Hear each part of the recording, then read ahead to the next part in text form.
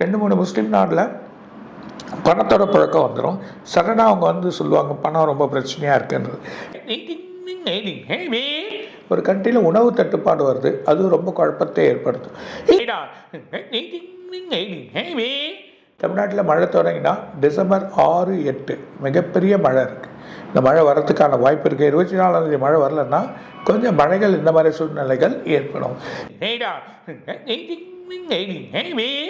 அடுத்த வாரம் டெல்லியில் ஒரு முக்கிய முடிவுகள் இருப்பாங்க. நிறைய செயல்பாடுகள் எடுத்துன்னு வரதுக்கான முடிவுகள் எடுத்துன்னு வருவாங்க.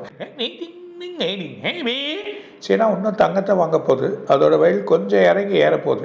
அது தங்கத்தை ஏதோ பண்ண போகிறாங்க சீனா. அது கொஞ்சம் கேர்ஃபுல்லாக இருக்கும். அடுத்த மாதம் தங்க வெள்ளி கொஞ்சம் குறையிறதுக்கு வாய்ப்பு இருக்குது. அதுக்கப்புறமா திரும்பவும் ஏறும். சடனாக டாலர் ஃப்ளெக்சிபிள் ஆகும். அந்த நிலமை